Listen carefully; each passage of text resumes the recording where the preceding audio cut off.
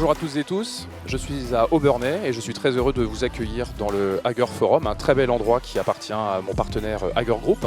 Nous allons parler aujourd'hui de microplastique et vous présenter les résultats de la campagne de mesure microplastique sur les océans. Les techniques d'observation du microplastique nécessitent des prélèvements dans des zones parfois reculées.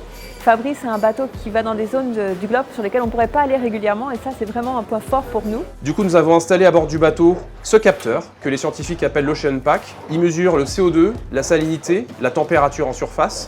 J'ai un deuxième capteur qui tourne 24 heures sur 24 qui est un capteur de microplastique.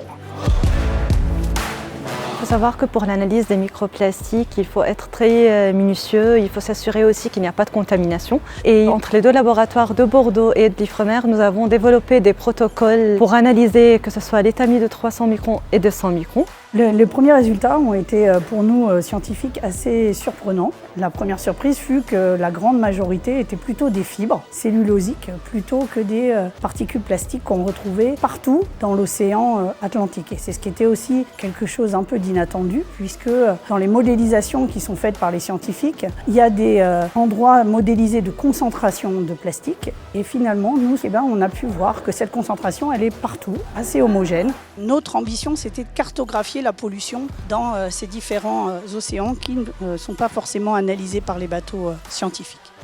Donc la conférence vient de se terminer, je suis très content de la manière dont ça s'est passé. Je trouve que les scientifiques ont bien fait passer l'intégralité de leurs résultats et des différents messages. On était en plus accueillis dans un très bel endroit, le Hager Forum, qui est vraiment magnifique. Quel est notre impact en tant qu'individu, mais aussi en tant qu'entreprise sur la biodiversité et les écosystèmes marins ?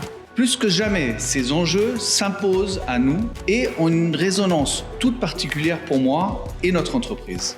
L'aventure continue, exactement. On a ce nouveau bateau qui est arrivé, qui est en chantier à Lorient. L'équipe travaille dessus en ce moment, avec l'ambition de faire la Transat Jacques Vabre l'année prochaine, le Vendée Globe l'année suivante. On va réinvestir dans tous les capteurs pour équiper ce bateau. Et donc le projet sportif continue et l'aventure océanographique avec tous ces scientifiques qui nous entourent continue de plus belle.